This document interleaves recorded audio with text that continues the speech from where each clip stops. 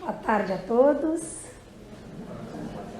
Obrigado que vocês vieram, para a gente poder conversar sobre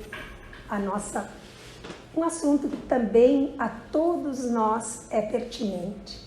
Então, muito obrigado a cada um que destinou esse momento. É o momento onde cada um que adentra a casa traz uma energia boa. E essa energia repercute no universo, porque todas as vezes que a gente se junta para o bem, a gente emana muita energia para nós e para o universo, para todos os que precisam, para tantos doentes, para tantos aflitos, para tantos também com problemas conjugais, já que hoje nós vamos falar de casamento. Então, muito, muito obrigada a presença de todos. Então, a gente agora vai unir em pensamento. Pensemos tudo como se nós pegássemos o nosso coração na mão e a gente erguesse ele assim para cima, dizendo a Deus, ao Pai Criador, muito, muito obrigado por essa experiência de vida que estamos tendo aqui na Terra.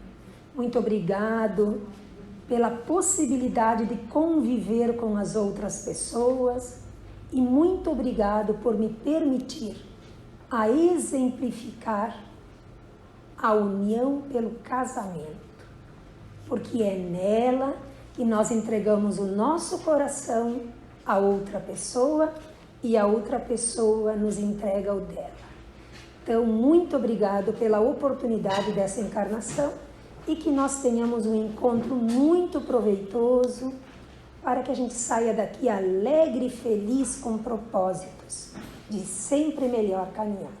Então, que a luz e a paz nos acompanhe, que assim seja. Nós vamos falar de responsabilidade no casamento. Responsabilidade. Então, compreende-se duas partes. O que eu sou responsável na união que nós nos dispusemos a fazer.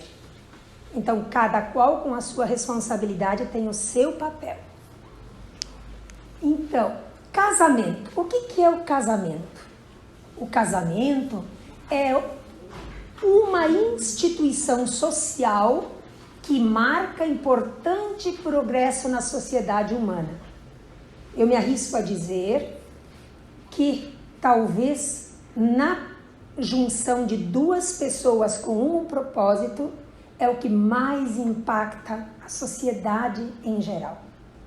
E essa palestra aqui, eu montei esses slides e os créditos são de uma palestra muito bonita que eu me inspirei então, do Raul Teixeira. Ela está no YouTube, Casamento é o nome dela. Ela é muito bonita, então eu achei, como ela foi muito objetiva e muito clara, eu organizei os slides para a gente poder conversar sobre essa palestra que o Raul Teixeira fez.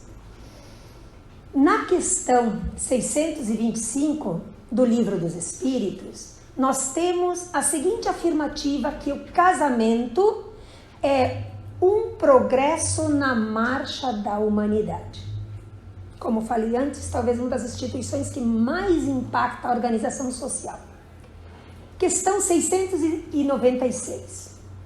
Que efeito teria sobre a sociedade humana a abolição do casamento?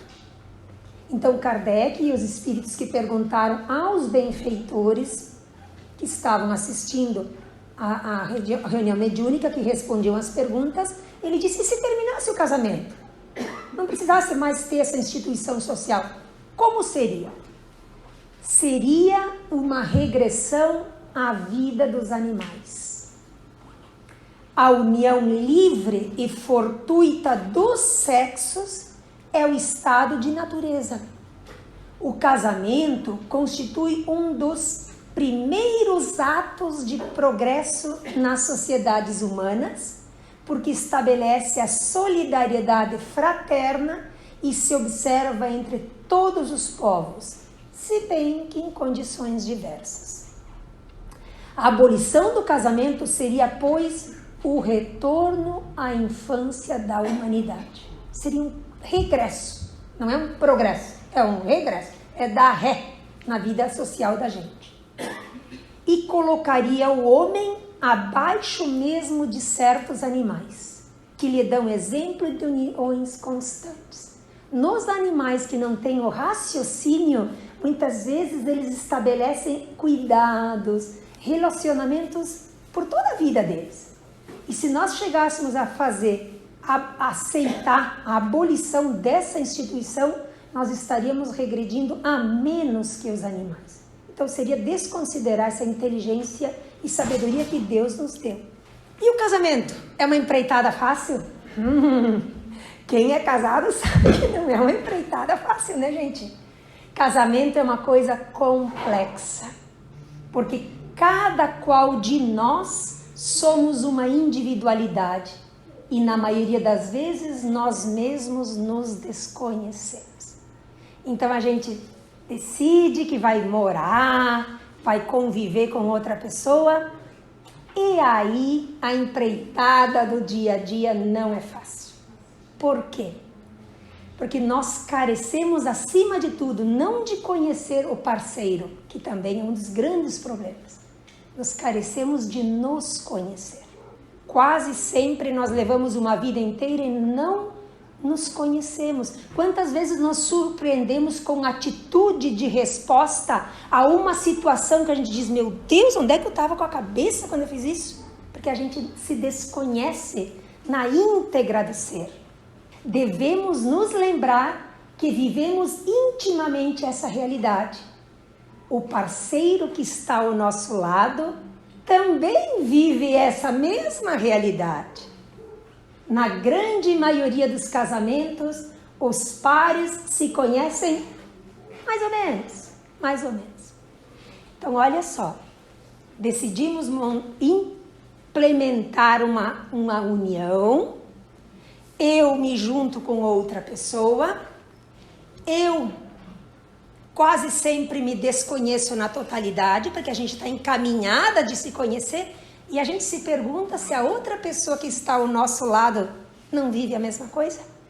Ela também tem dificuldades. Se nós olharmos com este olhar as dificuldades do outro, teremos com certeza mais facilidade de levar adiante uma união conjugal. Apesar disso, até exigimos, sabendo dessa dificuldade ou então desconhecendo, quase sempre exigimos que pelo casamento o outro nos proporcione a felicidade. Quando a gente, quando uma pessoa vai casar, ou a gente vai casar, o que a gente diz? A gente vai casar para ser infeliz? Nunca. A gente diz, eu quero casar para ser feliz. Quantas pessoas respondem, eu quero me casar para ser feliz e fazer o outro feliz?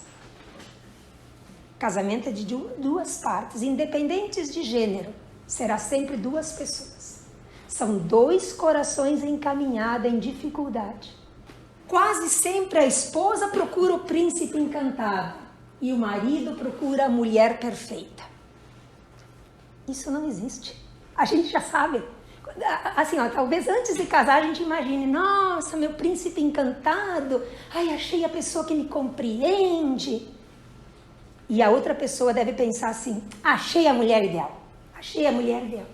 A convivência vai mostrando, só existe no comercial da margarina, lá para vender margarina na televisão. O dia a dia é feito de superação, de dificuldades, de suportar, de se resignar, de aceitar e de exercitar o amor. E como superar isso se a empreitada é difícil? Pelo uso da boa vontade. Único caminho possível de construir o entrosamento e criar o ambiente para vivenciar as diferentes nuances do amor. Não tem outro caminho. Então, que a gente saia daqui hoje, com certeza, não tô chovendo no molhado, porque todos sabem a dificuldade que é o casamento, então a gente sabe disso. Então a gente só precisa ser lembrado que é preciso boa vontade, doar-se, dar-se. para que a gente possa, nessa experiência difícil, experimentar o amor conjugal, o amor fraternal, o amor paternal e maternal. Porque depois vem os filhos. Aí as dificuldades têm mais um ingrediente. E o que é necessário? Respeitar as individualidades. Cada qual tem momentos que precisa ficar calado. Precisa pensar em suas angústias íntimas, dos tormentos morais internos. Então a gente precisa aprender a dar o tempo de silêncio ao outro. Mas se precisar de ajuda, que o parceiro seja a primeira pessoa em que ele pode buscar a fortaleza. Caminhar juntos, estar juntos, mas cada qual segue os seus passos. As individualidades se juntam, mas não se fundem.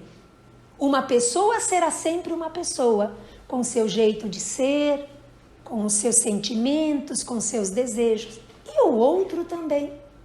Então, ser dono, a esposa ser dona do marido e o marido ser dono da esposa, é um grande equívoco. E a gente, muitas vezes, por paixões mais baixas, ciúme, pretensão de posse, a gente acaba querendo exigir que o outro caminhe com os passos que eu caminho.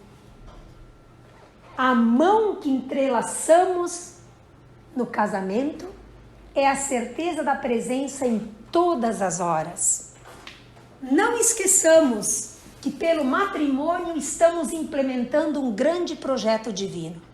Se Deus nos permitiu que o casamento seja uma instituição para o progresso, nós somos os executores. E se a gente não se dispõe a executar, a gente está desrespeitando o desejo de Deus para o progresso. Nessa vida somos casados, mas somos acima de tudo filhos do mesmo Pai, em experiências de matrimônio, em busca do desenvolvimento do amor conjugal, que vai nos ajudar muito nos caminhos da evolução.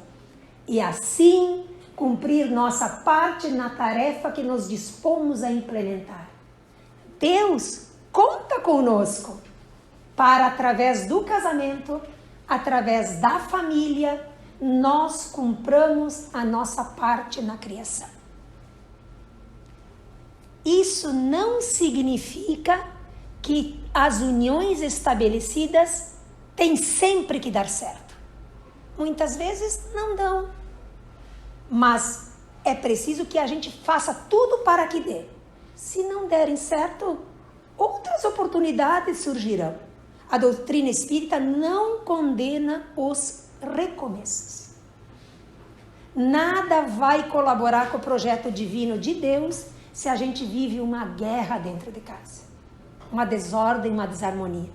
Muitas vezes, estar um pouco longe, que é o caso das separações, ajuda mais a ajudar o outro do que estar junto, fazendo da vida dele e da gente um inferno. Então é importante que a gente saiba a hora de compreender, mas que nunca, em qualquer situação, seja que a gente se exima de fazer a nossa parte na boa vontade. O que devemos evitar, então? As tentações das guerras domésticas, da briga pelo domínio do espaço. Então, tentar o quanto menos possível de criar desordem, a desarmonia na família. Façamos atividades juntos, dançar, brincar, rir juntos e até discordar juntos. Estamos em um mundo de provas e expiações. Nós não somos um casal de propaganda de margarina. Nós temos falhas, o outro tem falhas. Quando o outro não responde na resposta desejadas por nós, nos coloquemos na outra pessoa e tentamos compreender as dificuldades da outra pessoa. Olhar para ele como um ser em questionamentos internos, em dúvidas, em dificuldades. Esse exercício é muito importante para que a vida da gente, nesse autoconhecimento, seja boa e da outra pessoa também. que o amor possa estar sempre à frente, ajudando a superar as mais variadas dificuldades que são comuns a todos os casais. Então dizer que tem um casal, nossa, mas aquele casal, eles sim são felizes. Não quer dizer que não seja, mas nós não sabemos todas as nuances do relacionamento. Então cada qual tem o terreno que precisa atuar. Queridos irmãos, então após essas reflexões, nós chegamos à conclusão que somos caminhantes, falhos, mas incansáveis devemos ser no uso da boa vontade para que, através da experiência do casamento, nós possamos experimentar, exercitar as várias nuances do amor. Nas dificuldades do dia a dia, nós crescemos e precisamos crescer juntos. Sozinhos não chegaremos a lugar nenhum. Demos as mãos então aos nossos companheiros que juntos vivem a caminhada do dia a dia, compreendendo, nos colocando no lugar e sabendo de que se nós muitas vezes pedimos mais, devemos saber que o outro também pede mais e que não devemos ter o nosso olhar somente no pedir mais, mas no dar mais, no compreender mais. Somos dois corações que caminham na busca do crescimento.